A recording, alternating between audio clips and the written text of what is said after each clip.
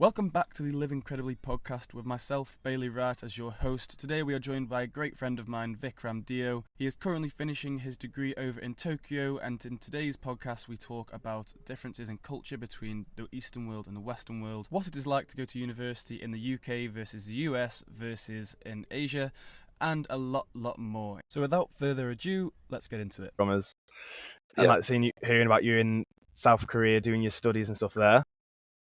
Yeah. And from that to doing that now as well. But I thought you were still in South Korea. You just said you were in Tokyo.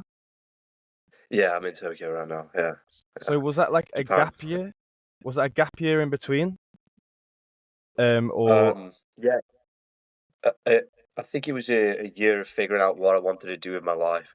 I was just fresh graduated, and I was like, do I go back into studying, or do I just kind of grind the work out basically? And after What did you actually study again in South Korea? So I studied international business, which was basically that was my degree. So during my undergraduate, I got to study in America for 7 months, and then I took a COVID, came back, and then I got to go study in South Korea basically, and I tried to learn the language as much as possible, and I basically studied that. Yeah. How did that work then? Was that just kind of a choice that you wanted to study whilst traveling, or did you it just happened to be the case that the opportunity came up and it happened to be in South Korea or happened to be in America? Because I fully back the idea of not just going to the standard universities in the UK, no matter how good your grades are. Like, you're going to not necessarily miss out on a lot, but from what I know about you already, you're a guy who likes to travel and be in different places and meet new people. Yeah. So I had actually the opportunity to go to I got accepted into Sheffield University or Leeds University, and then Hertfordshire University was the one I actually went to. And like you say, the reason I went there was because it was a non-standard route. I got to have 2 years abroad as part of the degree. So the only thing was you had to make it 1 year in one continent and 1 year in another one. So really, I decided, those are like the conditions. Yeah. You could have done a different work. So I was like, that just sounds like a bit of me. I was in college. I sent the application off, and I got in. And then now due to that, I'm here basically. So yeah. Where in the US were you studying previously then? So I was studying in Jacksonville, Florida. So it's just on the tip of Georgia and Florida, basically. Okay, Yeah. Is that Crocodileville? Yeah, I saw some alligators there basically. So yeah. So that was 7 months there doing your business, a business course there, and then was it back home? Or was that when you went to South Korea from there? No, so it happened. The business happened, but it was March 2020 when COVID hit. So I was 2 months into my 2 months into my spring semester, or I was about to start my spring semester, and they kicked us out for COVID. So I switched my final year around and basically just studied the whole of the COVID, and then went to South Korea. Got you. So, okay, and that was the option. Was that okay? Just go to South Korea. Was that on a list of anywhere else, or just that stood out to you immediately? So my original goal was to go to Tokyo, but I applied, but because of due to the COVID restrictions at the time in the country, I didn't get in. So South Korea was my second choice, but it was such a blast, and I love it. I love it so much. I mean, I've seen some of the pictures, and I see your story constantly, like all your stories on Instagram. I'm like, oh my god, like the whole place. I don't know if you're just finding the best places to go to, or everywhere is kind of set up to look so visually pleasing. Like, it almost looks like you're in a digital world most of the time. Yeah. Yeah, that's a good way. I do think the city of Seoul, where I was living, was a very aesthetic place to live. And I think they pride themselves on kind of making very cool coffee shops, cool restaurants that kind of draw you in. But look at the draw, I guess. I think. Yeah, I mean, definitely. not much necessarily luck about it for it. I mean, you're there, you worked hard enough, you studied, you got to go there for it. But it's like, in terms of the uni life, did you feel like you missed out on that standard UK uni life, which everyone loves loads, or did you get that same But kind of feeling abroad? it's a good one. Actually, I think I missed out on like I got the first year university life in England, but I didn't get like the proper partying Yeah, type of life. But I feel like when I went abroad, I got like I got the American university life. I got the frat parties, the yeah. things, um, How much and of the as I frat came, parties is actually, obviously, from both of us being from the UK, all we ever see from yeah, all American colleges is like frat parties being just like the absolute goats of all parties. Like they've all got their own frat houses. It's all like, I don't know if you've seen Blue Mountain State on Netflix before it got taken yeah, off. Like that yeah, kind of stuff where they got the fraternities, you've got the hazing, you've got all of that going on. Like, is it just as, especially Florida as well? Would you expect? Is it yeah. just as crazy as like I imagine it is, or is it all kind of played up a little bit in the movies? I think for the regular standard parties that kind of go on, like like I don't know, every week we have a party, kind of like that type of thing. Mm. That wasn't as crazy as much as sense, but I'll say that the how we had a Halloween party, um, we had like a couple like Christmas parties. They were insane. They were like the films, and yeah, Really? and so yeah, and Americans, even though they don't drink as much, they still know how to party basically. Yeah, Yeah. so I mean, that's what I'd say. I've not been to America. Well, I have, but not to like in my adult age. Since Mhm. Yeah, since turning 21 anyway. Like you see all this stuff and you see that what's going on, and I know a lot of it's changed now because of there's a lot more like laws and strict rules against hazing and against the kind of yeah, indoctrination process of those fraternities, especially yeah, like the way woke media is now and how everyone's all really inclusive. Like you just couldn't get away with that kind of stuff now unless it happens behind closed doors or yeah. I think I did see. I think I did see.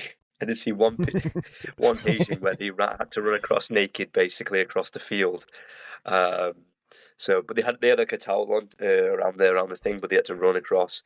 And I've heard stories. I'd say you know what it's like the hazing in the UK rugby team. You know where they make them drink absolute gross things. But yeah, that's yeah. it. I don't think we can get away with it now, but back then they seem to get away with it basically. Yeah. So So did you apply to be in the frat or not? no, I did not apply to be in the You didn't frat. apply. You have to pay. You have to pay like What? $400 to be. Yeah, per semester. You have to pay $400 to be in the frat. Seriously? I didn't know something you had to So pay to be in. yeah, yeah, What? So other super than like a what are the yeah, benefits of that? I mean, obviously, I because most of them are kind of endorsed by the colleges or universities, aren't they? yeah, But they're not. yeah, yeah, But they're kind of separated at the same time. Like they're endorsed by them, and they're a part of the community because they do so much for the community. Uh, yeah, but they cause more trouble than they're worth the majority of the time. And then to see that you have yeah, to, I had no idea you have to pay for it to be in a fraternity. yeah. You have to pay like it's that's why I was instantly turned off from the paying in the bit. I was like, okay, well, I can go to parties anyway. So yeah, like yeah. Um, but they do a lot of good work. Sororities, especially, they are very heavily. They cannot have parties at any kind. What? Um, they're, I'm not too sure about the reasoning why, but I remember they were the very um, social kind of social justice, do the volunteering work. That kind of Mm. side of it was mainly done by the sororities basically. Um, while the frats were more like you get drunk, they get a big carton of beer. Um, so yeah, but I'd say the benefits realistically the American students is that once you're in a fraternity, you kind of have this network of brothers basically, Yeah. all across the country. And when you graduate, you get that networking ability to do whatever you want with it. And yeah, Yeah. so So I've never thought of it in terms of the after. but in terms of fraternity, the best part about any university, regardless, the main reason people wanting to go to kind of those A-list universities, even in the UK, such as like your Cambridge, Oxford, and so on and so Yeah. forth, like America, obviously Harvard, Stanford, Queens, wherever they might be, is Yeah. that kind of network of people you've got around. Because if you make it into one of those elite schools and those elite tier schools, Yeah. the probability of rubbing shoulders with somebody who's going to do something big within the industry you're interested in is massive Mhm. compared to Yeah. anywhere else for it. I mean, that's the side of it from there. I don't know about the Yeah. fraternity side of it for it though. I mean, I don't know about the university you went to in particular, what it kind of specialized in, or what they pride themselves in, or Ooh, so the university I went to, like UNF, they had a very big, University of North Florida, they had a very big business school, which promoted a lot of exchange. That's how I got into it. But I remember how they had a very, very big focus on nursing and the health side of it. So they had a massive building for that, and I think they specialised in that kind of things, basically. yeah. And they were a D1 basketball team. So D1 is the highest league you can play into at basketball levels. So they were pretty good at sports as well. I absolutely love the way that American colleges work for sports. It's so much better than like you've got. If you're a rugby player, weren't you yourself? Like so Yeah. much better than the rugby and the football, soccer, whatever. Over here, like it's just you just get lucky enough to get picked. You've got to be seen at the right place at the right time. You've got all the lower level community teams, but to have that filtration system, I feel like I would have benefited, and you yourself probably would have benefited so much if you had that structure and you knew that was there in front of you going into sport. Who knows how far anyone from the UK in their given sport could go if it was kind of strategically structured in a way to pick, like to solo out the best players that are there. Yeah, and give them an opportunity to showcase their like, athletic ability to the wider world. Because a lot of college football, a lot of college basketball is like placed on national TV, where you can watch it. So is it as big as it's great. it's seen? Is it as big as it's seen to be? The Yeah, college sport, the huge. basketball. Because that's the one thing that kind of weirds me out a little bit. Because I understand at the college level they're 18, and like even though they're not pros and they haven't got a pro contract, they're still 18. That's fine. But then people are now, especially today's day and age, are tracking and following these players, scouting these players, going to watch them at high school, touting them to be huge successes in high school. Yeah, when As they're like 16 years old, supposed to be the next LeBron, and you've got a stadium, well, not even a stadium, sorry, you've just got a gymnasium full of people trying to scout this one person. That's got to go to your head massively. Yeah, 100%. You see these people who like have these cap reveals where they're like, which school am I going to? And then Hovering they'll the hand put the over. hat on. No, and then they put the right hat on and everybody goes wild. Yeah. So yeah. America just do things differently, don't they? They just do everything bigger. Yeah. Bigger. They actually one thing about that is they had drive-throughs for the banks. Like, can you imagine you doing your pay? You do like literally. I was driving through and went to the bank, set something up, and then I just saw this guy pulling out in his car in the ATM and then pulling out the money. It was a culture shock for sure. Drive-through ATM. What the hell? See, that's what I've seen. Like, so we're looking to go to America at some point. Probably to Japan first. Yeah. So I might see you there. Yeah, I know. But when we look at the one thing I've heard about America in general is like you'd expect it to be just like the UK in the Western world, like from what we know it as, completely different. We're in Australia at the moment, and for the most part, everything's pretty much exactly the same. It's how you'd expect it to be. It's Britain in the sun. There's very little difference. A few things are better. Like it's just better weather for the most part. You think to America, it's what we need. Yeah, we've got more in common with places like Bulgaria and Latvia and Switzerland than we do with America itself. Yeah, it's mad to think about that we like cousins, but so wildly different. Well, here's what I heard before. I don't know how much truth there is to this, but something I heard for America, which just shows their culture in general, how stubborn they are of just blazing their own trail against the UK colonialists from before, is that, you know, we drive on the left side of the road, Yeah. the steering wheel on the right. So that goes back originally to like the dueling days of people on horses used to duel, used to go on a certain lane on each side, and that's what was pretty standard throughout the whole of Europe and everywhere. Most of the world since the Romans did it on that one side. They did that on the same side in America as well in the early days when it was still colonialized. But then as soon as they split up, they were like, "Fuck you, we're gonna switch it up." For no reason other than the fact that they can. It's like, we don't want to be anything like you. So to the extent we're going to start riding our horses on the other side of the road to do that instead. Yeah. Well, there's a big protest to the king, basically. Yeah, there's a big fuck you. Just so you could write him a ticket when he came over to visit. Yeah, this is America. Fuck you. Yeah, exactly. Well, no. So with you doing the business studies then, how does that work particularly with, because my main gripe, I've tried my hand at different businesses beforehand. You know, myself and Jack did our own business before. That's how we ended up moving in together. The reason I chose not to go to university, and I was very business minded, had my own ventures I was looking at and doing things I was studying and investing in myself.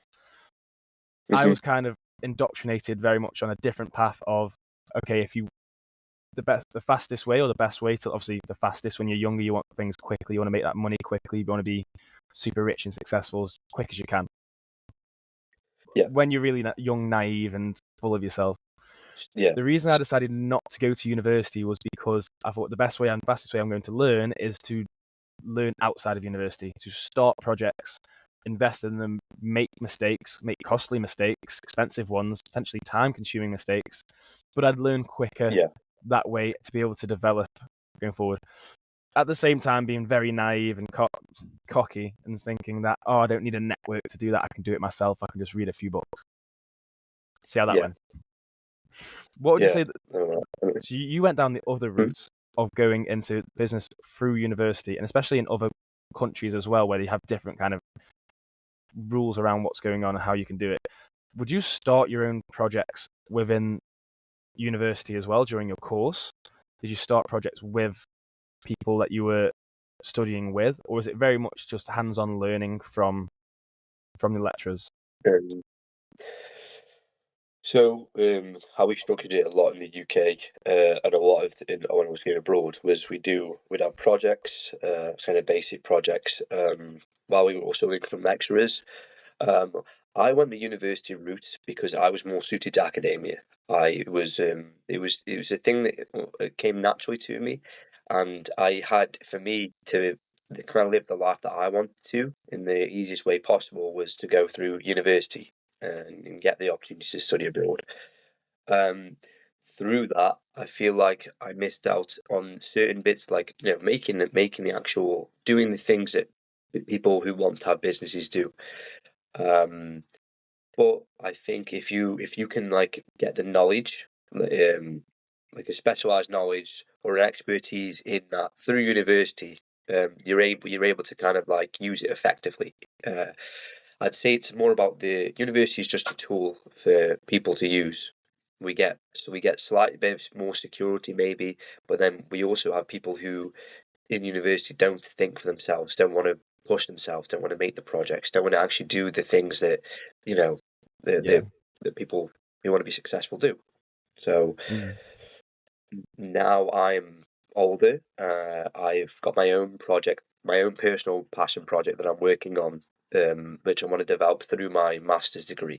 And so what's that project? Say that.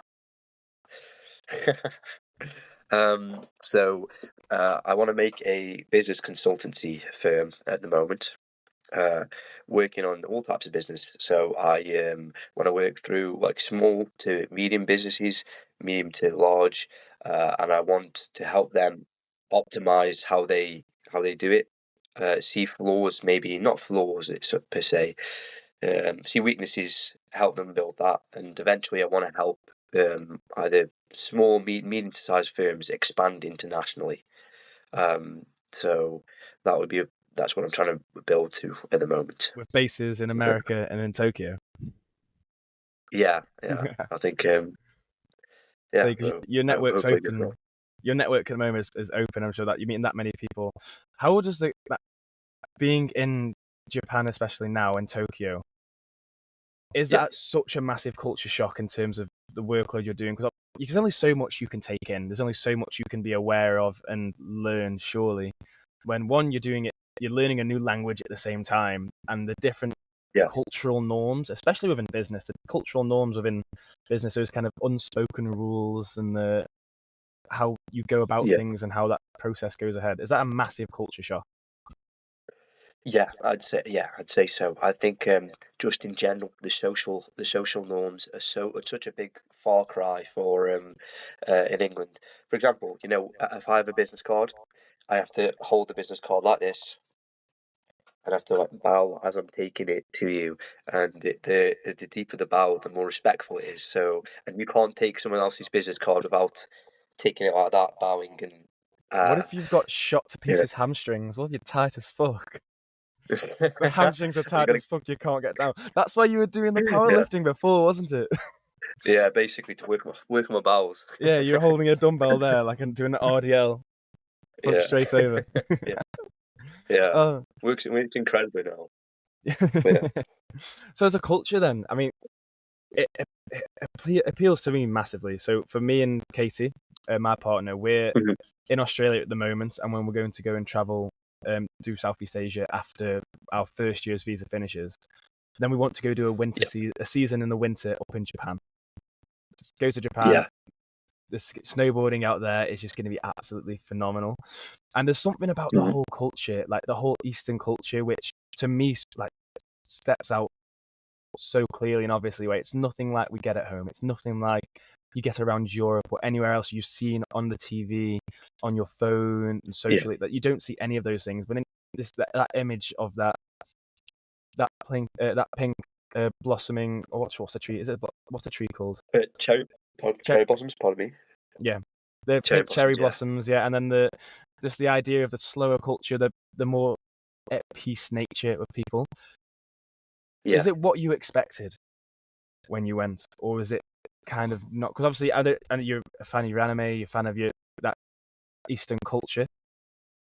Is it what Yeah. you're expecting when you got there? Or did you kind of have a high regard for what you thought it was going to be like, and then you were kind of a bit Mm. let down? Not let Yeah. down necessarily, but it was a shock. Even a shock to you. It was like, oh, it's nothing like I thought it was going to be. I think I'm quite researched. I researched a bit on the actual culture before I went here, but it was still a shock. But it was a good shock. It was like I'm finally here, and so I walk in the streets. It feels so surreal. It's it's like London. I'd say the city itself, Tokyo, is like London on crack cocaine. You know, where and so.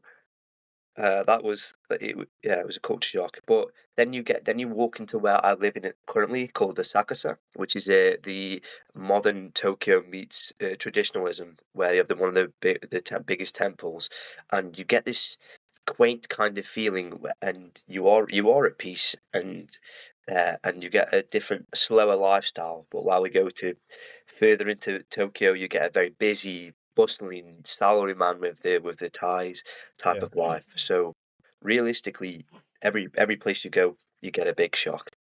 So yeah, Yeah, I mean, but I, from one thing I've noticed, and I don't know how true it is, but everywhere that you has those really intense, peaceful areas and peaceful places, not too far yeah, away has a massive hustle and bustle. I'm thinking more like yeah, India has a lot of Indian cultures based upon that peace, that inner peace, through either Buddhism, yeah, Hinduism, all kind of preach that same lifestyle towards their own personal enlightenment. But if you ever go to yeah. any of those places in the cities, in the main towns, it is the most chaotic, loudest, noisiest place, Hmm. the furthest thing you could possibly get from that inner zen, from that, In which his is just. yeah, And I imagine that to be the same for Japan as well, where if you were to go towards the rice paddies and those areas, the rural areas, should I say, you're going to get that peaceful, that very nomadic kind of lifestyle, yeah, where you see like the ronins and like the monks and whatnot. in those places. But then Yeah, if you go into that city, it's just yeah. It's you're on the go all the time. which I'd side do say. you, which side do you prefer? Oh, that's a tough question. I enjoy the hustle and the bustle of the city. I like the liveliness of it. Mm. But on the flip side, I'm very zen, and I try and get that peace.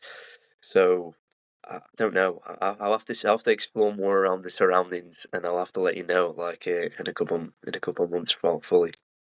So, Yeah. will you get the chance to kind of explore Japan as well, or is it mainly just there for the course? Do you have any time there outside of the course? Yeah. So we have, what's it now? So I split up in July for my summer break. Hmm. So I have a period of about a month and a half before classes resume. So I'll try and explore there. Um, Mainly, I think there's so much to explore in Tokyo itself that I'm gonna try and like do it. I'm gonna try and do it slowly but surely, and Yeah, by the first year, I'd hopefully have ticked off like this is where I like to go when all my friends come and visit. I know when you come and visit, I'll give you all the best spots and all the recommendations. I'm So hoping yeah, so. That I was uh, going to ask later on where you'd recommend, but you haven't been there long enough yet. But so, do you have? yeah. So obviously you're there with people same age as us. You're at university. Is it difficult to kind of make that a deeper connection with somebody, given the massive language barrier? Or do a lot of people there speak English as well? Or do you have to kind of learn quickly and just kind of tag along? Are you just kind of dragging you along and haven't got a clue what's going on? So I think to make a deep connection with foreign exchange students is quite easy because we kind of share the English as a common language. But to make deep connections with Japanese people, it's difficult. It takes a lot of time, and if you don't know the language, they don't know English very well. It's just hard to yeah, as you say, connect. So, Mm. but if this is when I say where it's quite easy. If it's like 2 a.m., you're in a bar, and a drunk Japanese guy is had about one or too many pints. It's very easy to then connect with them, basically. So yeah, Yeah. What's the yeah, drinking culture like in Tokyo? yeah, insane, insane. Yeah. Um, they have a big working culture, like hard work, but they also have a very hard party culture, and they drink till they drop, basically. Just keep So going, yeah, keep going, keep going. yeah, It's yeah, just it's a bizarre world for me to look at from the outside in, and it's I've kind of gone in a very timid way around traveling so far. We're going to do seasons and then coming to a very western place. Even when we've got the van mhm, and we're traveling around in the van around Australia, it's a case of every step is getting a little bit more intimidating and a little bit scarier. Where I'd love to yeah, do on the bucket list very soon is to do a lot of Asia or India on a motorbike. Just take the motorbike out and even a tent and just like, right, we're fucking in this now. We're in the middle of this now. There's no getting away yeah, from it. And I feel like regardless of where you go, that anticipation beforehand is always going to bring you a lot of fear and just fear of the unknown more than anything. Because as English people, my main fear about being in any other place is just being robbed because we're English. Just they see you don't speak the language, we can take advantage of you here. We can charge you more. We can steal from you. There's nothing you can do. The police aren't going to help you. The police are going to take our side. And it's like, shit, what do you do? What do you do? yeah, And from what I've heard from from more so Korea than Japan, is that they kind of they don't hide their racism. Like they wear it on they wear it on the chest yeah, with the chest. It's like, right, if they don't like you and they don't like your kind or they don't like that you don't speak the language, they don't give a fuck. Have you found yeah, any of that so yeah. far? Or Mm. Maybe like one. It's more like this. So I went out clubbing the other day, and I had an American friend and two Australians. I met them in a hostel, and the American girl was slightly loud because she's a bit drunk, and as they you could might be? tell on the faces. Yeah, you can tell on the faces of the Japanese people that they're kind of giving you death stares, and then they're kind of looking away. So I'd say like in England we're very polite, and we kind of hide our feelings. But in Japan, they could smile in your face, but then on the inside they'd be like, "Oh, I hate this guy." So I found a lot of like, if you can read the room or read their faces, you can see the discomfort, that they have basically. Yeah. Is that Yeah. just in a Westerner's head though?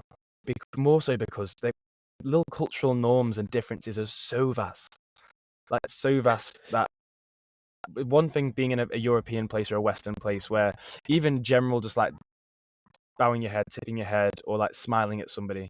We're both from the north of England or from the Midlands, and I went down to Yeah. visit my girlfriend down in London, and I smiled at someone as I walked past. I was like, "Hey, how you doing?"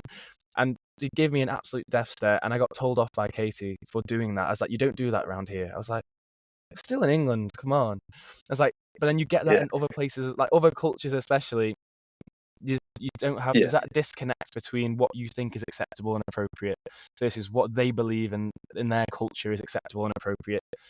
Down to the things like Yeah. taking your shoes off as a common courtesy or different things like that. Is that Yeah. kind of culture, is that something you've managed to gravitate to or you picked up very quickly? Or do you kind of just get the odd person, the odd Japanese girls just kind of giggling at you for doing it wrong?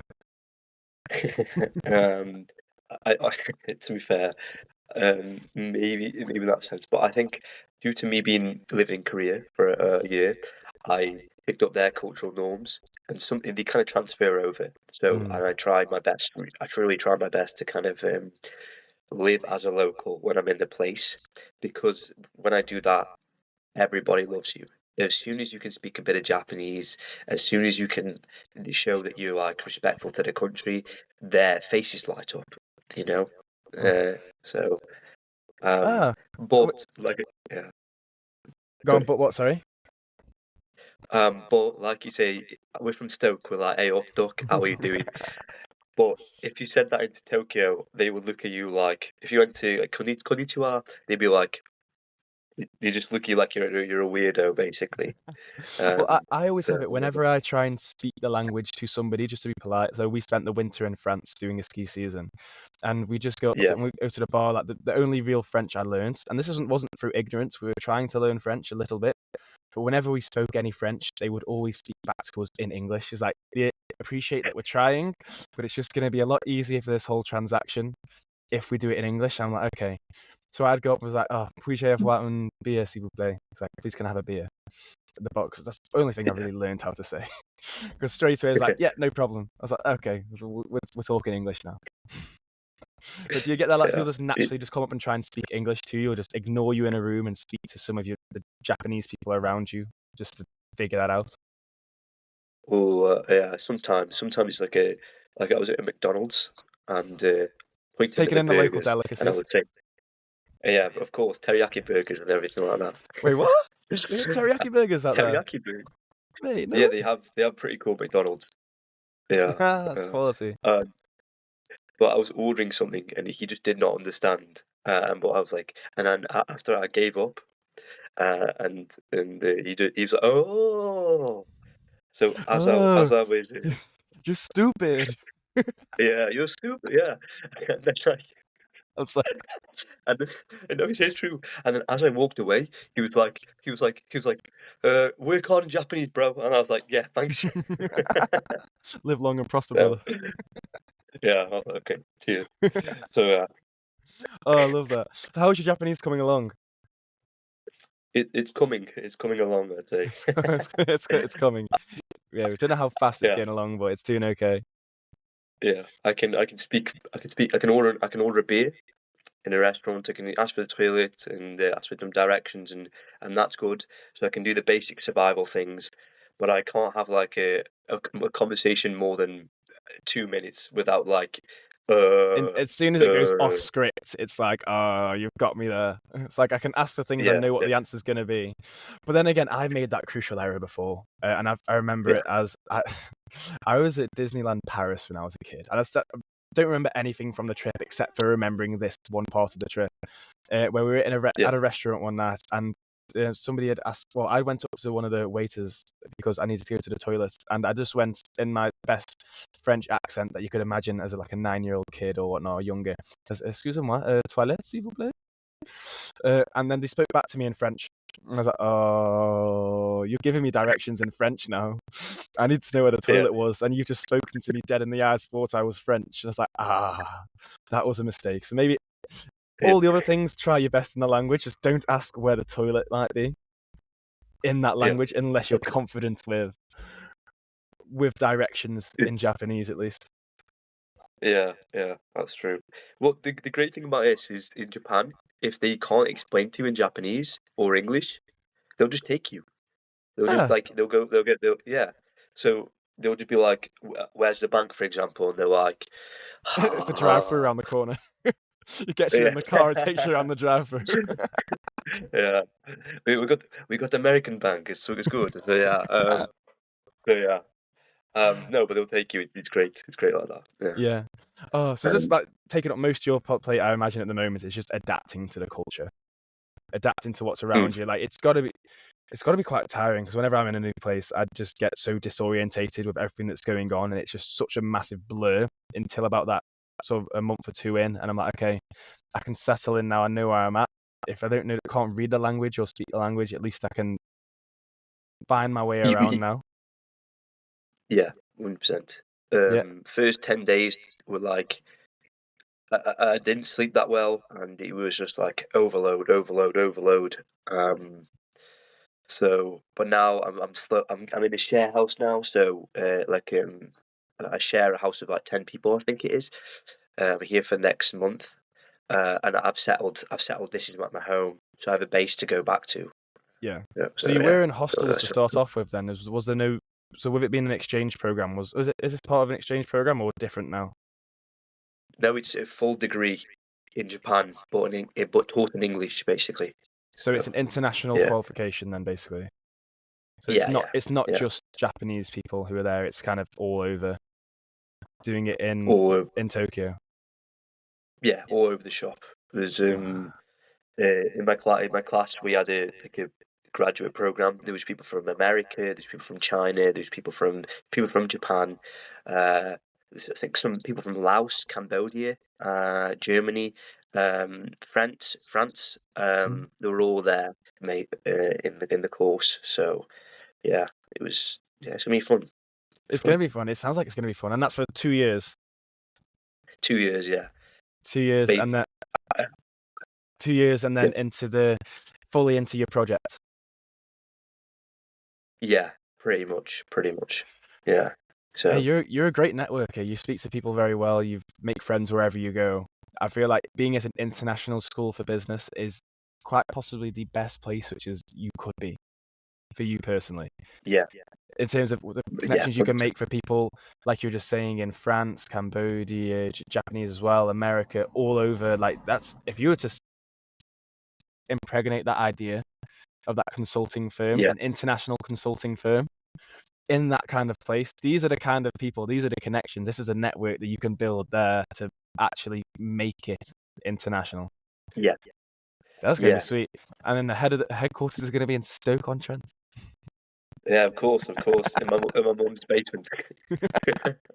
No, I love it. So, I mean, taking it a little bit away from school, away from Japan and whatnot, I always like to ask this question. I don't know if you listened to any of the other ones beforehand, but I just like to ask, what excites you the most at the moment? Take out a hand, any things you have to do, any project, or any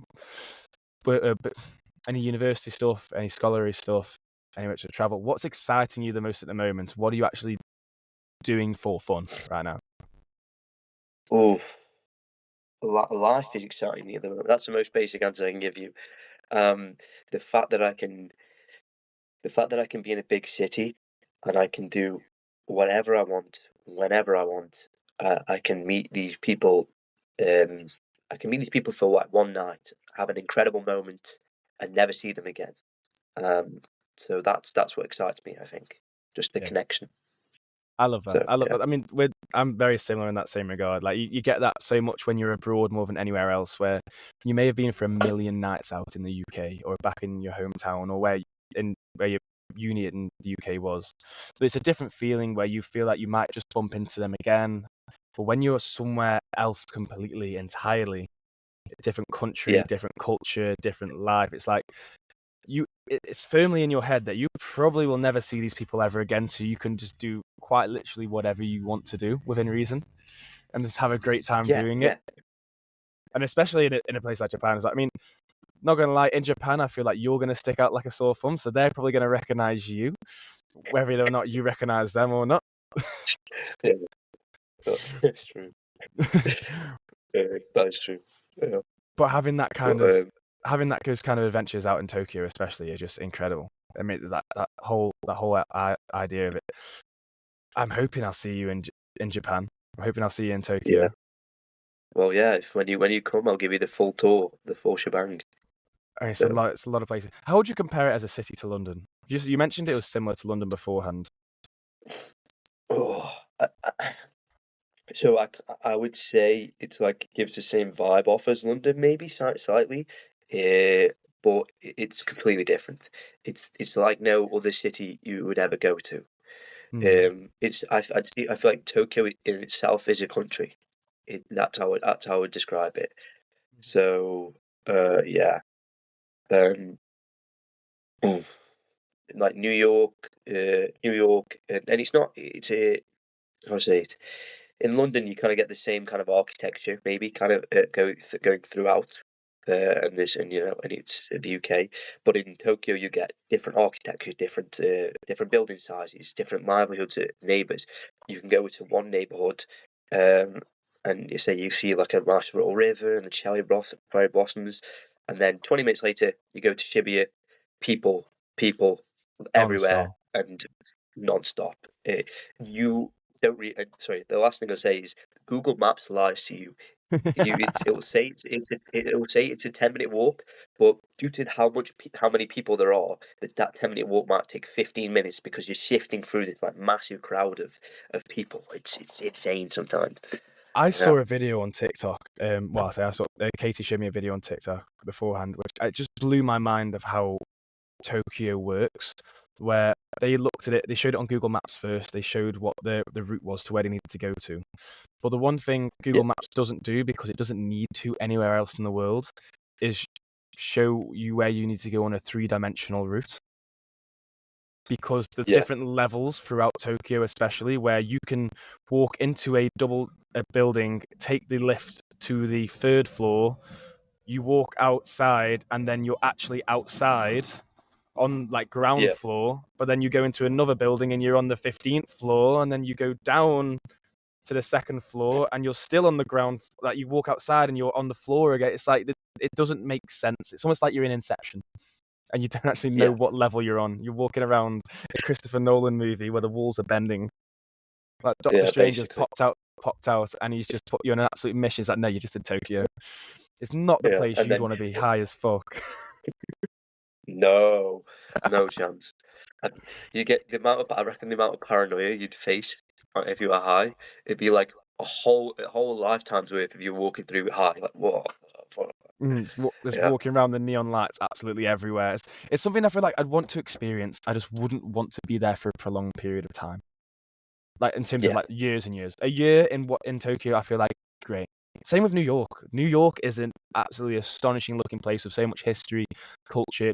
You're never going to get bored. You're never going to be sick of the people. You'll have a great time, something new every night, and you could be there for an entire lifetime and still not get bored. But I feel like that much going on non-stop is something you've got to experience and be a part of that hustle and bustle, like you're saying. But then you wouldn't be able to survive there. We weren't made to be in a city with that many people.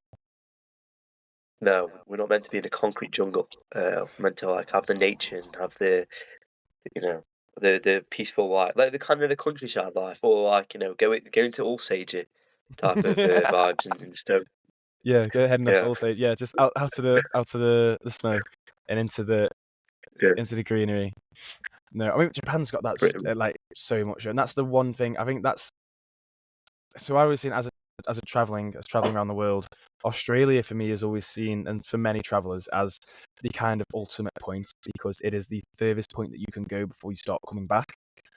But then in terms of the unknown, with Japan for me, Central Asia is like very high up on my list because I have not the fucking slightest clue what goes on. I have no idea what it's like, what the people are like, what the cultures are like. I've never seen any pictures, and if I've never seen anything from it, I can only assume that it's fucking amazing because the grass is always greener. Well, Yeah, 100%. Yeah. Have you? There's one thing that I know this was wild about, like Cambodia, Laos. My friend told me when I was studying abroad in Korea, he said that you can go to Cambodia, you can buy an RPG, and you can buy a cow, and you can. And obviously, I'm not for this, but you can like literally grab the RPG and then blow up the cow for like 50, £100. What? this is a Yeah, service. what?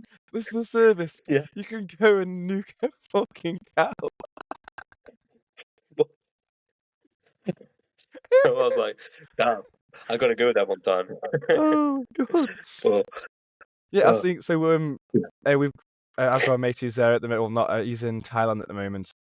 I've just seen he's doing some weird paid for shit, like almost like Takeshi's Castle type shit, where they've set up in the middle of nowhere, where he's just he's just had to like bike ride across like a little tightrope amongst some muddy river and whatnot, and he's been going to all that the kickboxing events that are going on, like the Muay Thai events where people just get absolutely demolished. He recorded a double knockout on one of the nights he was there. I was like, holy shit! Two guys in the ring. He's ringside, and they've just gone whack, double knockout, double KO. I was like, Jesus Christ. He's been there for 6 months so far, and it looks like he's having a fucking great time.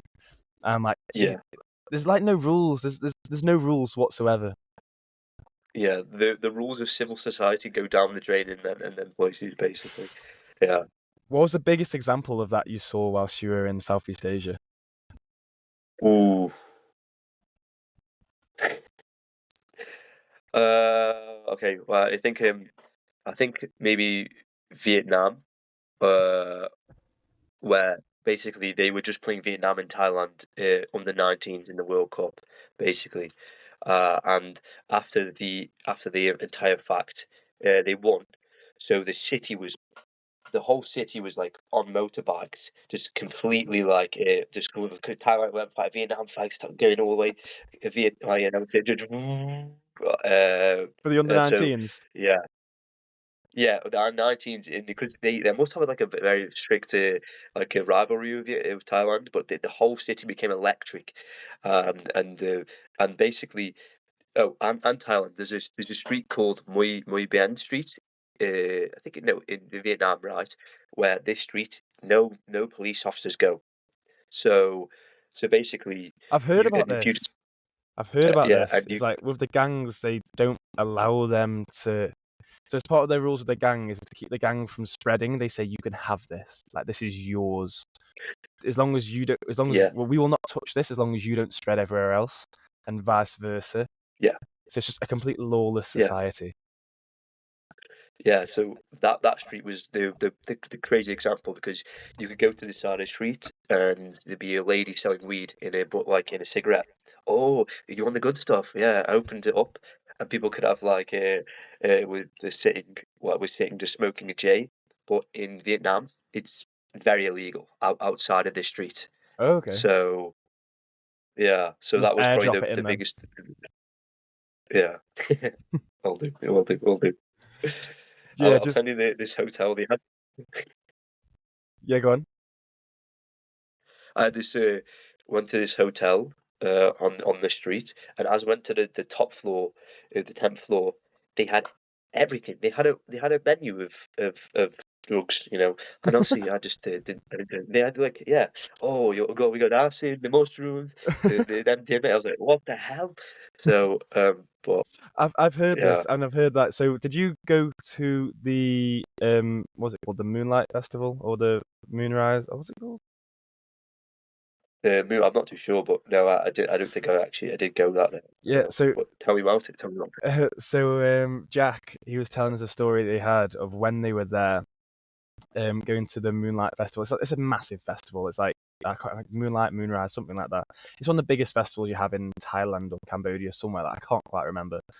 But they went to a just going along heading a normal day, and they were heading towards there to get some drinks and stuff. And during the middle of the day, they saw a smoothie bar.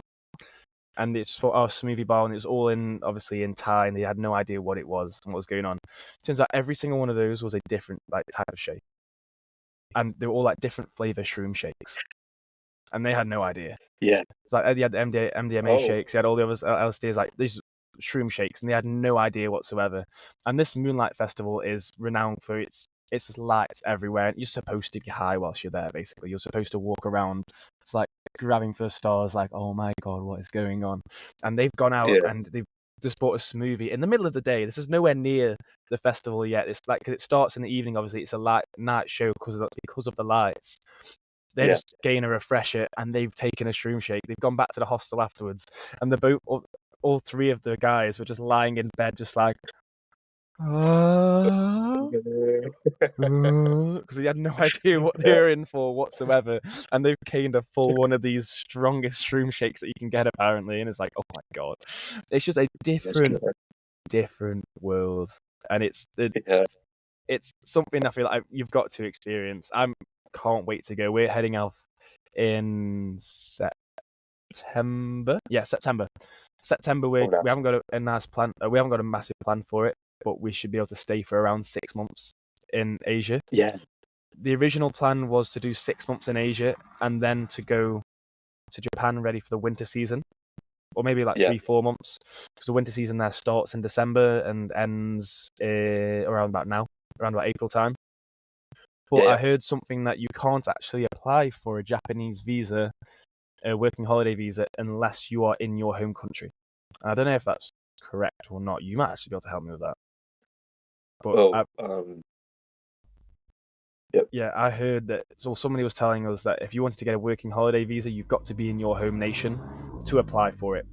So you can't just be in anywhere randomly, because you've got to go to your own consulate or whatever it is to actually get the visa checks done in your home country. Yeah.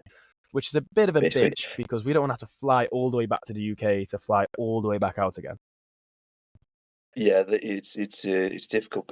I would say it's correct only because I know how Japanese people are with their forms and rules, and they are very rule based. We need a lot of paperwork. And half the paperwork is unnecessary. The amount of documents that I need for they're basically and the amount of documents I need for a bank account or applying for an apartment is so unnecessary for me, so you gotta get your passport out for a haircut. Yeah, basically. Tax free, and then they show them Oh no, yeah. I mean, in terms of that, we'll see when we get there. I mean, Asia first. You already did Cambodia, didn't you? And where was it you went? I did Thailand and Vietnam. Only not Cambodia, but yeah. Okay, how long were you there for again? I was there while I was studying abroad. I was there for 2 weeks in Vietnam and Thailand. Oh, so you were studying there then? It wasn't just I'll say it can be both. It wasn't just an all-out party. Well, when I was in Thailand and Vietnam, it was an all-out party. We got we were studying I was studying in Korea at the time, and we had holidays. So we just and coming up to the end of our study abroad experience, we were like, flights are cheap, let's just go. So yeah, we just went. Okay, 240 quid, 250 quid round trip. Yeah. Insane. We were looking at how cheap it is to be there, and we're trying to figure out and budget how long we can stay there for the two of us. And we were like, from all that we've heard, it's going to be an average throughout the whole of Southeast Asia. We've heard it's around, I think it was like $35 to $50 a day with accommodation per person. Yeah. Is that about right? Okay. Yeah, I'd say so. You can get. I saw sky-rise apartments you can get for $700 a month in Thailand and stuff like that. But that's it's like 550 quid. So but again, it depends on how you like to travel. Yeah. So it's I don't know. It's the same. I mean, you're in a similar boat, and I love the way you've approached it. Of going right, you want to study, you need to study for what you want to do, and to have those connections, but you just don't want to be in the UK. What would you say to anybody who is either just starting university or they had to choose where they wanted to go, and they had offers on the table in the UK. What would you say the main benefits of doing it abroad are versus just staying in the UK? Um, in the UK, there's a level of stability that you get. You know, you get to experience the the classic standard route. You get to go from point A, university, all the way to the job that you want. The route of studying abroad as well during your degree can it interlocks, but I would highly recommend anybody to do that route.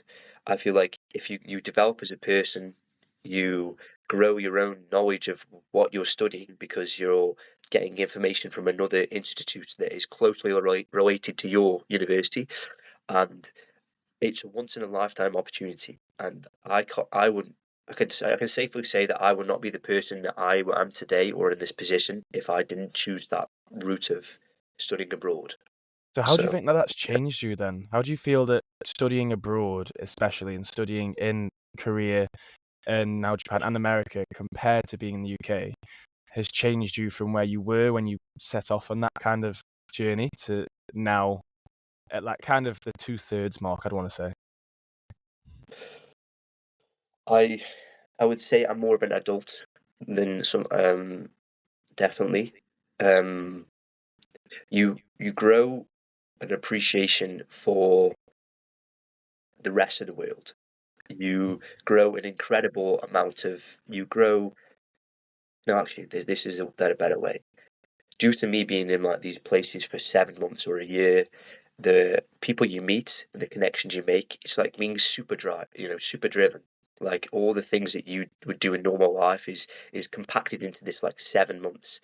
So, I feel like I went through like the classic phases of life, the first girlfriend, the breakups, the troubles, all in a shorter time period Yeah, that allowed me to grow and mature. And my worldview is now so much wider, and and also I have such an appreciation for food, culture, and traveling in general due to it. Yeah, definitely. I mean, that's the food for one is a whole different podcast in itself. But I mean, yeah, so because the way I feel like a lot of the Western world sees Eastern life, Eastern business, Eastern schools, Eastern philosophy is that they do see it as such a massive divide that oh yeah, I have not experienced that side of things in terms of the Eastern world as of yet, but I've read enough of it myself so far. Obviously, that's not going to tell the whole picture, but to know that the similarities are there if you can look past the on the surface differences. How do you yeah. see the differences now that you've actually experienced it? Is it almost as if they weren't there at all? Is it very much a case of people are people wherever they are? Or do you still see some merit in the fact that the different cultures will pretty much always keep us apart from that kind of unity? Oh, That's a big I loaded feel question right there, so I don't know. Take your it, time. yeah. I can answer it from my own perspective in what I am. Okay, this might be a bit too heavy, but when I was growing up in England, I was one of the only brown people. So in my school, it's a bit of a divide. There was a bit of a divide there, and I had to balance the culture, Indian culture and the UK culture. And until for a while, I felt quite a bit of a mixture or a bit of like a break. They couldn't be together. But as soon as I started accepting that they can be together, and I'm both like I'm in British first and I'm Indian, like as well, it became a lot easier. So with these countries, I think you have to understand there are differences in the way we think and the way we view things. However, being open to the idea of a new way of life can benefit people's minds and countries. And we're heading towards a more global world and a more global society right now. And through, I guess, not through, what was it like exposure to these Western and Eastern cultures, mixing and mixing again and mixing, you'll get this you'll get this new world kind of not new world culture basically where it's about openness, and that is going back to my university. My university is the motto is for others with others, bringing the world together. So I believe in that wholeheartedly. So I yeah, love that. I love that. I mean, because that's the general idea that I get throughout Asian countries and Eastern philosophy is that unity is first. We are as one first, and we are separate second. And that's the yeah, kind of top down. That's like the bottom up view of life that Eastern philosophy has and gives to the world. But there's also a narrative which is put across very firmly from Western society that they want that yeah, separation as much as possible. And I read a great yeah, book not long ago by Will Storr, which is basically saying about how status is the driving factor for people. People love status. As a nation, we want status as much as we want it on our own. And for everybody who wants, say, communism as a culture versus capitalism, communism, the whole idea is supposed to be everyone's at the same level, when in reality, it's anybody who says that they want everything to be equal just wants to be on top, and they're just sick of being on the bottom. And that narrative in the yeah, Western world, especially what you get touted from American governing and sort of policy with their armies and war, and that kind of war disposition that they tend to have and give off, is the fact that when they're doing so in such a way that it's by creating that division, you can maintain power. You can maintain control over your own country. And it's seen as everyone always likes to think that they're the good guy and they're the bad guy. And we've seen that yeah, in good times like now, in the Western world and almost all the world, not all obviously, where things economically are good and everyone's in better health and there's no massive wars going on between everybody. It's very easy to turn around and say, oh, we should all be accepting of everybody. But at the same yeah, time, as soon as something goes to pot, people turn around and everyone's very quick to blame everyone else in that same yeah, regard. Is that kind of obviously the language you might not know from the language barrier and what the general you haven't been there long enough to kind of get a whole culture's ideas towards other cultures. But do you kind of see that similarity with the Eastern world and the Western world? Is that they both exactly want the same thing, yeah. but they're just going about it and just not seeing eye to eye? Or is it all, like I just said, it's a big front so that they can keep the power and stay separate, but still seem woke? Yeah, woke is a very good word. I'd say, from a Western perspective and a very American viewpoint, is that individualism is the driving factor for everyone. Everybody's an I. Everybody's a this. I want this and that, and they push that image of I want this and I'm this. You are different, and that I think in itself creates a division because the focus on the I makes the unity of the whole people kind of get lost in translation. And then on the flip side, in Western or Eastern cultures, from what I've viewed, is that the we is more powerful than the I. So a lot of it is like going with the same power that you would have or the Americans would have. They have it in their governing bodies as well, because they're such a society-based culture. They can rule through the idea of this is what's best for Japan, this is what's best for here. We follow it as a collective norm, while in America they kind of do it in a way, or in the Western where it's like we are individuals. So both create a sense of divide, and I think like an amalgamation of both kind of mindsets, it would be a perfect balance. But we can never know really until we have a country where that culture and that is embedded so deeply into society. So Yeah, to get the full benefit. definitely. I feel like you definitely have that yin and yang from both sides, where within the overarching narrative of the individualist in Western world and the togetherness from the Eastern world holds that center of the complete opposite of the other side, where everybody who's from the Western world, and especially prevalent within the massive kind of wave of spiritualism and sort of meditation and that peace of mind, especially nowadays when we're looking more at mental health in particular. There's a massive sweeping narrative that you need to be more peaceful and to be more kind, to be more open. That wokeness, which is in a sense gone too far, where it's kind of defeating itself. It kind of stemmed from, I believe it stems from that idea of being more like the Eastern philosophy, as opposed to just pure, and striking that balance. When, from what I can see and gather from the Eastern side of the world, it being that togetherness and that we that's coming first, like you're saying, that we are one before we are ourselves, also has its issues where you don't have that capitalistic approach, which for in Japan is a perfect example, where until the sort of 1950s, 60s, 70s, or whenever it was, where their industrial boom went off, they was again very much anti-capitalism and more togetherness and more being happy with what you've got. But it wasn't until that capitalistic approach sort of took hold that they just shot off into the heights that they're at now. Yeah. And I think it's a testament, that in itself is a testament to the work culture that they provide. They have a very, we need to work hard. So work culture in Japan, for example, very easy, is you go to work at normal time, 9 a.m., whatever. Then you're supposed to finish at 5, but you actually don't finish at 5. You don't leave until the last boss leaves work. Okay. So you do a lot of unpaid overtime.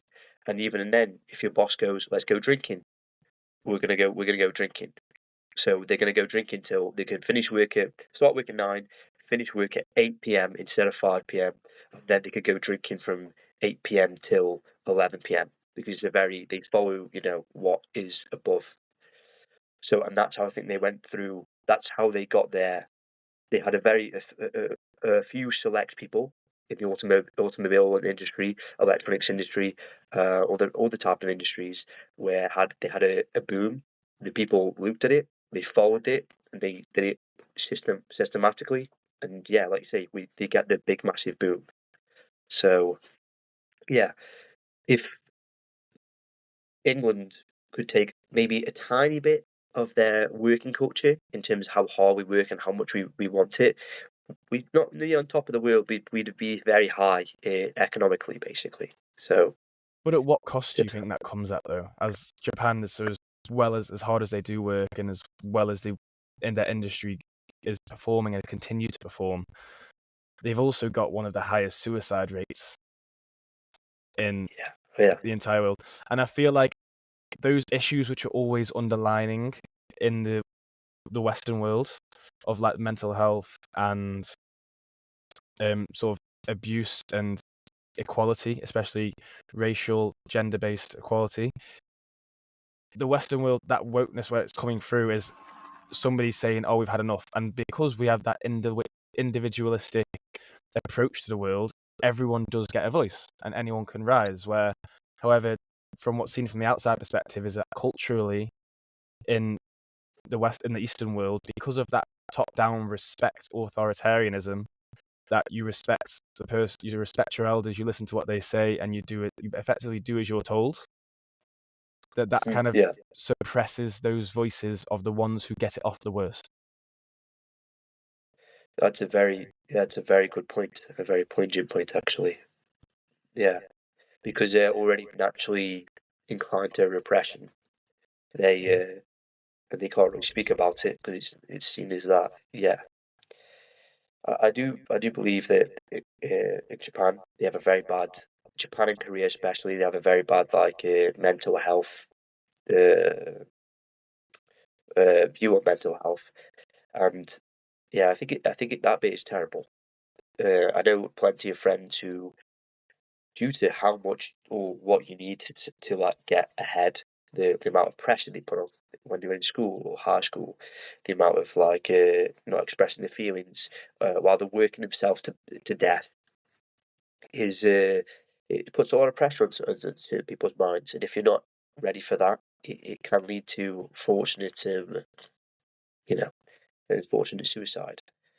Well, where it's always seen um, as that kind of the family name. You're putting respect on the family name. You're carrying it on. They hold a lot of pride in everything that they do, and it's a British saying which says that pride comes before a fall.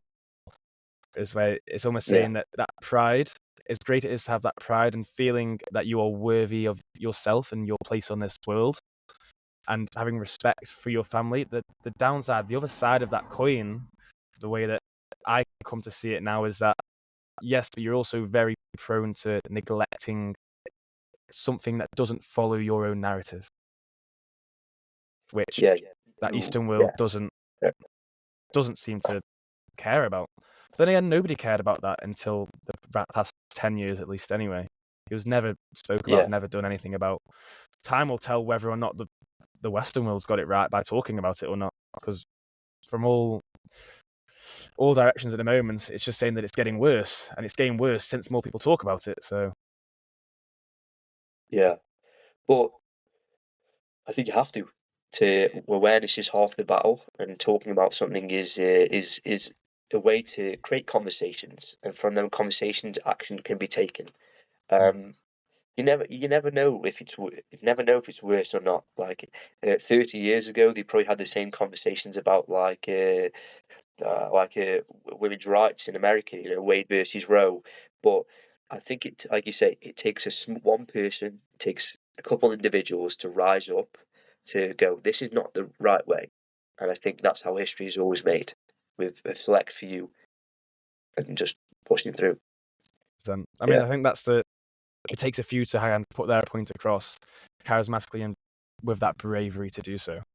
So saying that, yeah, in terms of seeing both sides from where you are now, obviously you've not been there for a while. yeah, I know I'm speaking to you as if you're an ambassador to the country. yeah. But if there were, let's say,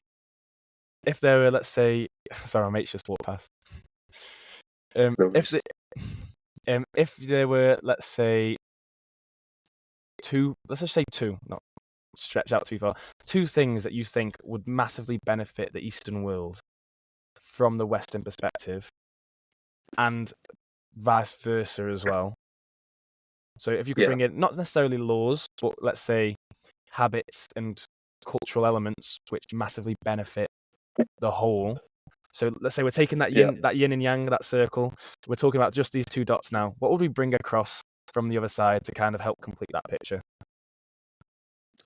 I'd bring for Japan and Korea. I'd bring in European working laws, Mm. or try and bring them as close as possible to Europe, even if it is not the same. Even if we have 50 or 55-hour work weeks instead of 40, that would be a Mm. massive benefit to society.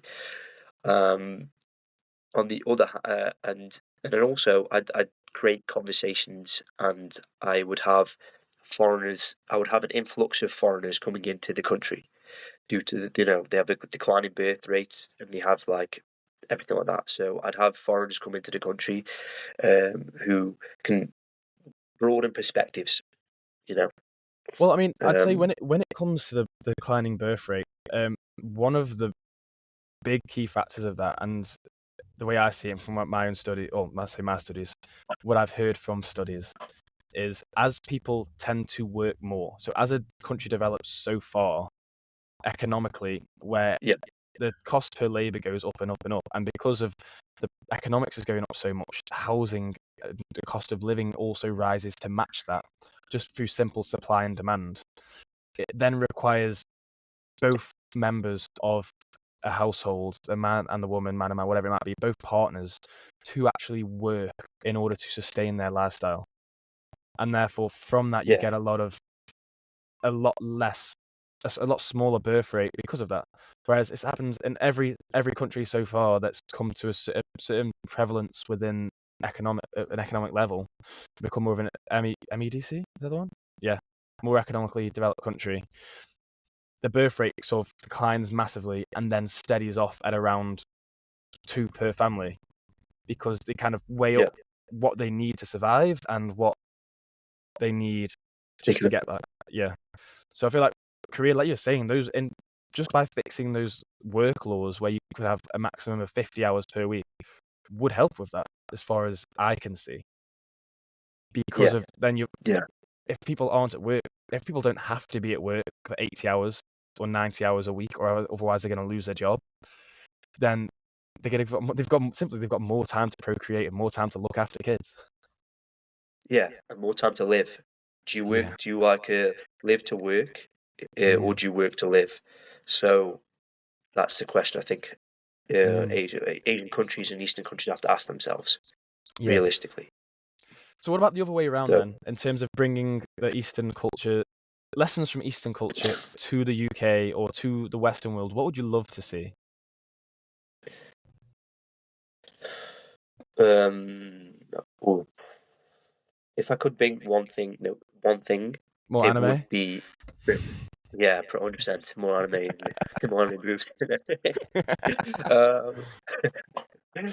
I would say spirituality from like like a like an Indian perspective. I would bring that, and I would bring a slight increase in, like you say, the opposite side. I would bring a bit more hard work, a working culture of hard work. Whether that's like in PE or if it's in like history. I think this is what I've had in England. I had so many opportunities. I had so many moments and opportunities for me to develop and be the person that I am in right now. And I met someone the other day who is from Cameroon, and she was studying global economic sciences. She didn't have the opportunity. She said to me that in her country or where she was living, she didn't have the rights to sanitation and the rights to like clean water, and the people are very like that. So she came to Japan for a reason and a goal. So she had one opportunity to make her life better, like her community better back home through studying. And I believe that if we can just give the youth the ability to understand opportunities and really capture them, we'd have a much better society while also maintaining individualistic ideals. I love that. How would Yeah. I mean? I'll say it's a very different question to ask. How would we go about that? But I mean, as the way I see, and especially using the example of the Cameroonian lady, which you mentioned, it feels like you need to have that tougher upbringing or rough moments or that perspective of what is actually worse to have an appreciation and a drive for what is better. And I feel like I get this impression from the majority of people who do anything abroad and just leave their home country, is that things, for myself, and I don't know your exact background history of whatever you wanted to do beforehand, but things have to be, you have to be, your seat has to be sufficiently uncomfortable for you to want to get up and find another one. Yeah. If you're pretty comfortable where you were, then you're never going to go. You're never going to get up. And I wouldn't be in Australia right now. You wouldn't be in Tokyo right now. This lady wouldn't be in Tokyo right now either. And it's, yes, you can argue the grass is always greener, but at the same point, we are saying the hard work of the UK. The reason, as I see it, that the UK is in a position of potential decline and at least stagnation right now is because we had it so well for so long. Our history books are absolutely riddled with success stories in war and colonialism, where we were the top dogs for so long.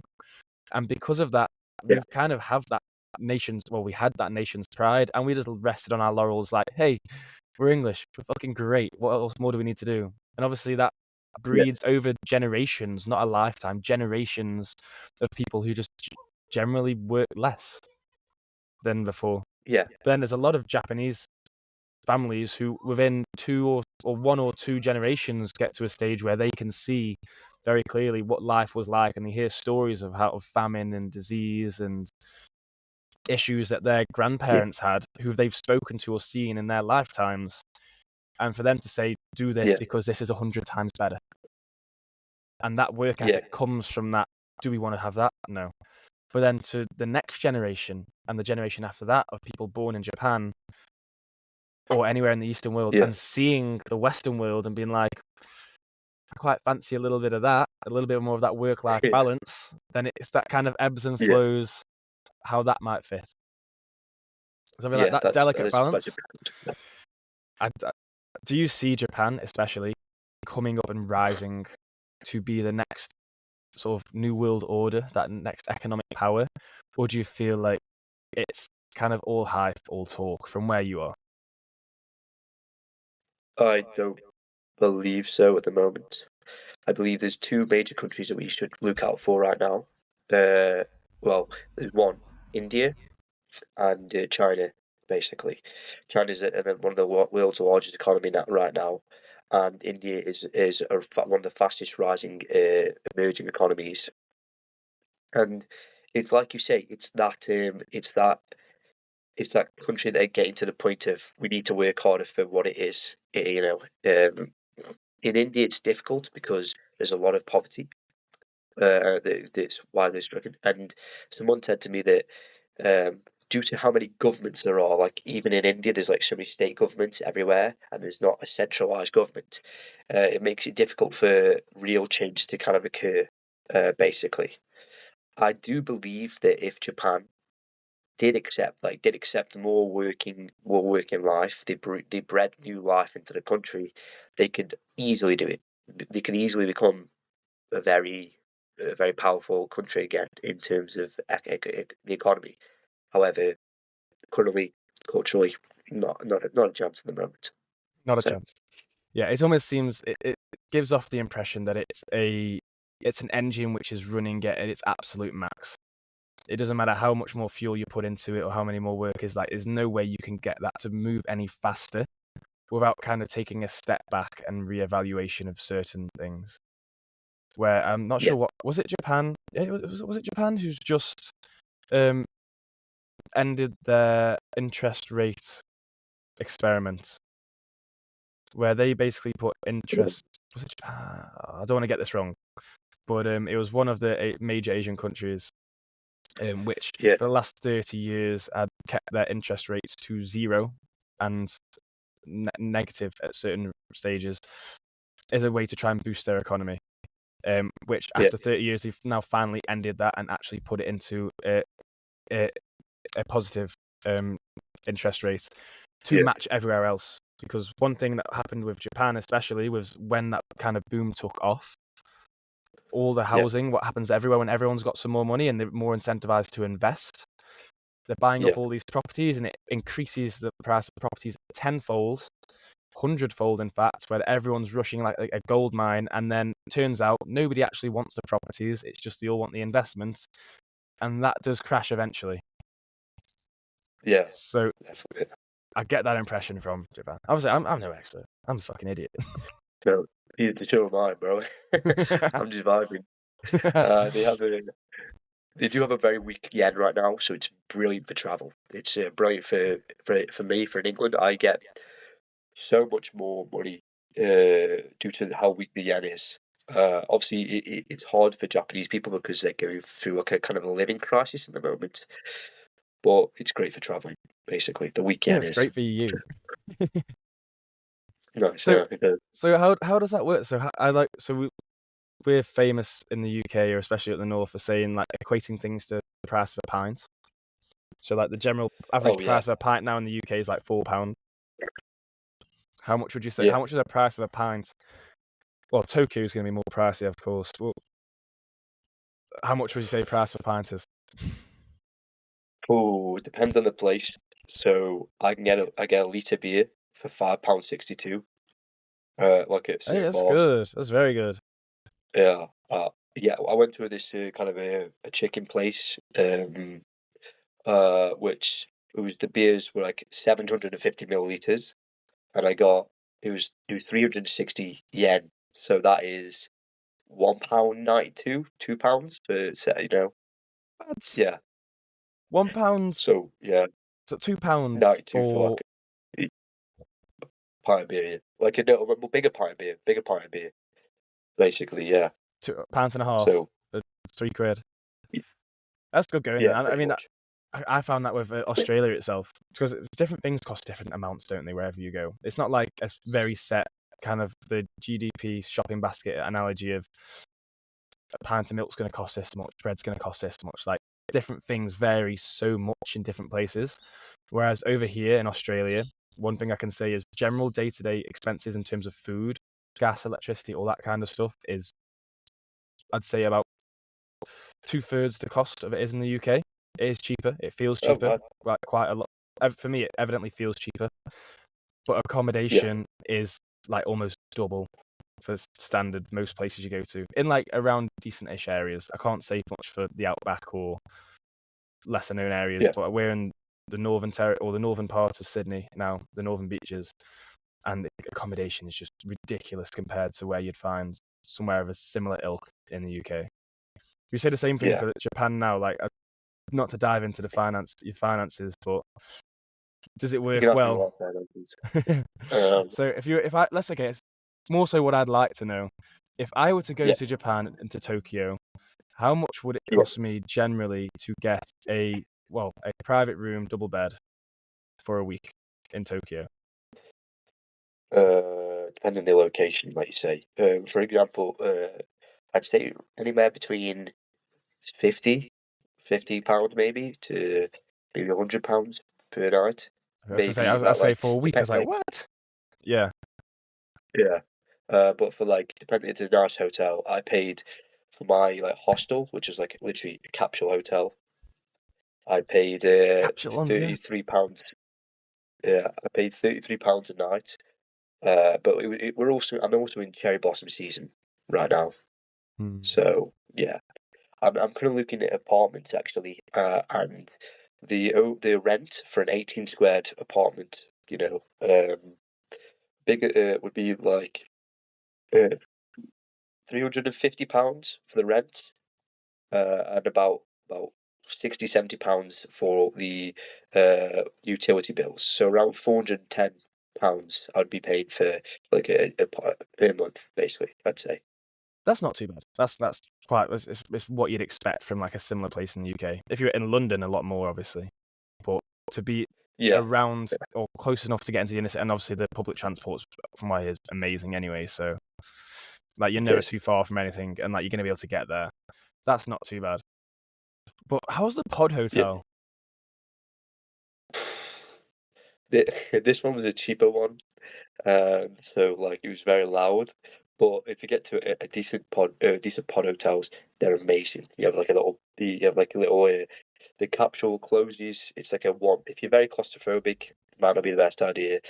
But they're very clean. They're very and they're comfy beds basically. So yeah. So are these the ones which? Sorry, if I'm getting this right.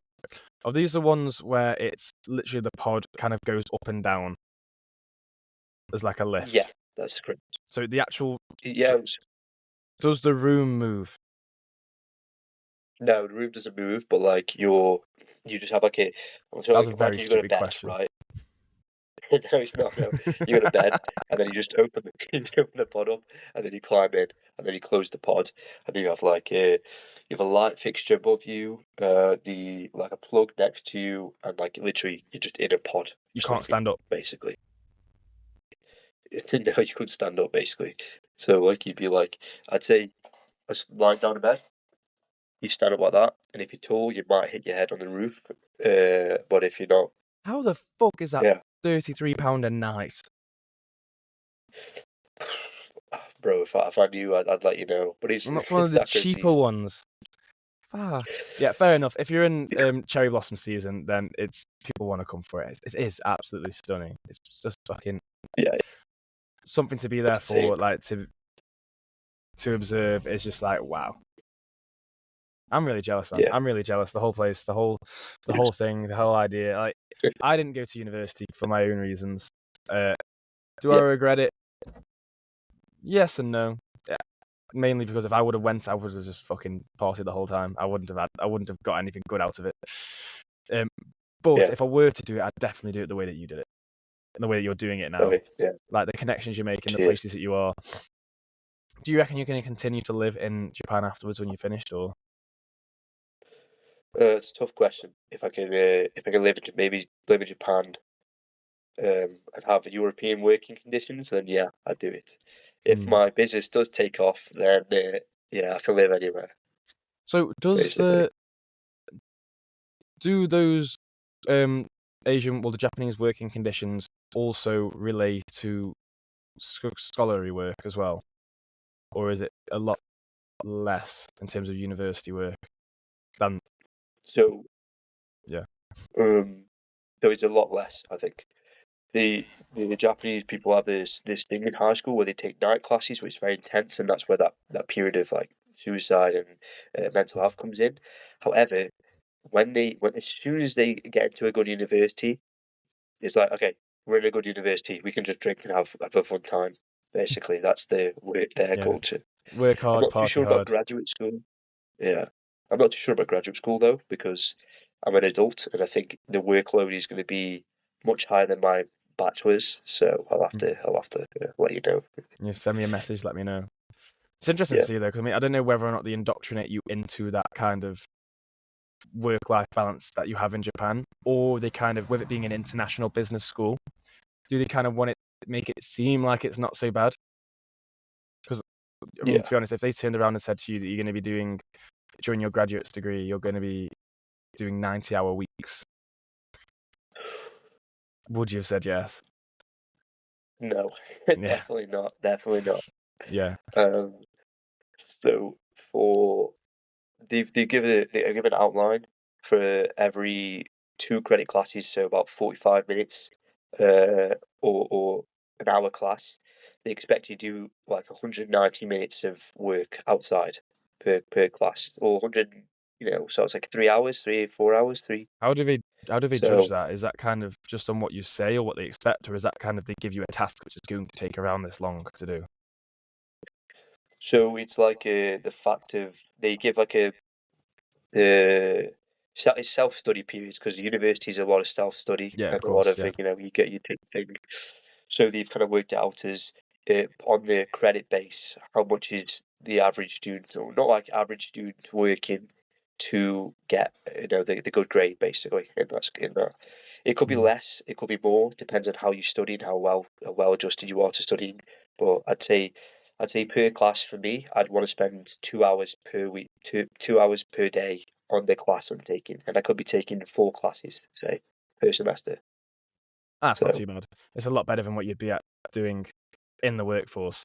It's just so ironic that a place which values a place as a culture that values balance seems to have so very little of it.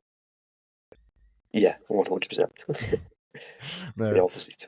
no, that's crazy. I love to hear about it. I mean, hopefully I'll see you there. Yeah, With a bit well, of luck, whether or not we end up going down that path or not, we don't know. yeah, It's going to happen at some point, whether you're still there or not. If we are there and you're there, 100%, show us round. I want to see all the best food places. I want to take us to your favourite spots. On a yeah. quick note, because I'm gonna have to shoot off in a minute anyway. On a quick No note, worries, yep. food. Right. Yes, no, good, bad. Because I'm other than the very traditional like Chinese food you get back in the UK and like Japanese food, sushi, whatever, very like kind of box cut to sell to white people. Let's be honest, like me. Yep. That's my Yeah. extent of it. Yeah, like me. I went to when we were flying out to Australia, we stopped in the Xiamen strip, whatever it's called. Yeah. Taiwan Jamming. strips. Xiamen, yeah, Taiwan strip, I think it was, whatever it was. We stopped off Yeah, there, yeah. and I went to get some ramen, just because I was like, chill out, we're actually in China. Let's get some ramen, some proper ramen. Fucking had no idea what it was. My only experience, I was served. It was a duck ramen I asked for. It had the feet, it had the beak, it had the testicles. Damn, you getting all the sperm, you getting the testosterone. At the airport. This is at the airport where people cook. Like, this isn't just like in the city or in like street food. This is at an airport just outside, waiting for our connecting flight to take us to Australia. And we're like, what the Yeah. fuck? It's like, it's got to be rough. Yeah. Is it right? And I understand Okay. completely, and I do get the whole premise behind, right, use the whole animal. It's like, great, use the Yeah. whole animal. Is that what it's like when you're Mhm. out in Tokyo eating as well, or No, you get more no? basic, more slightly basic food. Not basic food, yeah. Thank God for Um, that. I- I was I'll, hoping so. I was yeah, hoping so. I'll give you a basic rundown of the food, dead quick, 2 minutes. Okay, you have in Tokyo, loads of restaurants cost pennies. I can get a good restaurant and a meal for 1,000 yen, which is £5.62. Oh, So shit. Multiple yeah, courses. yeah, yeah, one meal, one course Yeah. basically. But then you can go up to as max as you want to go to. But for me, the price range I'm sticking around is 1,000 to 2,000 yen, £5 to £10. You get you can find every single type of food you want here. Every single type of food. You can get Thai food, Laos food, Korean food, English food as well, which is don't know What why is I do English that. food? But I don't know, fish and chips are there. Yeah. Um, No yeah, way. and the food is incredible. To get like yeah, that's I would Do say they take it's one of pride the in their food then? best parts of Japan is the food. 100%. So what's the What best is that? so far? What's the best thing you go for normally if you're going out? So you could, well, I suppose you could just pick anything you wanted, any type of food, dirt cheap, really nice. What's the Yeah. most disturbing thing that you've been served? Ooh, we were at a bar, izakayas they're called, and I had horse meat, raw horse meat. Raw, Yeah, raw horse meat, and it was like a drinking thing. So yeah, it tasted okay, but it's raw. raw is the what? Okay, Yeah, raw. that Yeah, whole horse meat thing. I don't really have too much of an issue with it, as long as they tell you it's yeah, horse meat. They tell you it's horse meat, that's yeah, fine. But to be served yeah. raw, is it like a brothy type raw dish, horse meat? How did it taste? It's just like raw meat on a plate, like with a bit of things. It tasted chewy. It tasted like I've had raw meat before. It tasted slightly chewy, basically. So it was all right. It was not the best. I wouldn't have it every day, basically. Yeah, I'm Yeah, imagining that. Ugh. No, that's. I yeah, mean, I'd go more into food, but there's so many different things, so many different places. As long yeah, as it's not going to be like the standard takeaways that you get everywhere else and that you're accustomed to seeing. And I'd love to like the whole idea, especially when in like the Cambodia and like Laos and whatnot as well, Thailand, the different delicacies. Like that's for me, that's one of the main parts of any kind of travel. It's like the food is just phenomenal and it's so much cheaper everywhere you go. They take pride in it. They do it properly. It's like yes, sign me up. yeah. You can go eat out every night if you wanted to, for cheaper than you could probably cook it yourself, which is ridiculous. Yeah, that is ridiculous to be honest. But still, that's the best thing about Asia, the food. So yeah, Love it. and the cheapness of it. Yeah, I love it. Anyway, Vic, thank you so much for coming on. If I really Yeah, appreciate it. thank you for having me. I know I have kind of treated you just more like an ambassador for Asia. I know you're so much. I know you're so much more than that. Yeah, no, I enjoyed the questions. No, and Yeah, I mean it's something I want to know for myself. I'd love to know what the culture's like from somebody who's there and what they can say. Somebody who knows where we're from and can say yeah, it honestly and be like, right, this is what you really have to expect. Because it's so easy now. I see all the TikToks. It's like top 5 places you need to go in Seoul. Top 5 hidden restaurants you'd never know are in Tokyo. It's like, yeah. yeah, okay, whatever. I really get what. Come on, down to the roots of it. What's it like? And thank you so much for giving us the insight to that as well. I love what Yeah, you're no doing. worries. Yeah, it's been great. I love the route you're taking, and I can't wait to see what you do after that as well. And I wish Yeah, you all the thank you. best within your project and the whole Yeah, thing. and the same to you. I think what you're doing is, like as you say, you're living incredibly. You right now, and the podcast is amazing. So keep it up, brother. And yeah, one day we'll be in a bar in Japan drinking.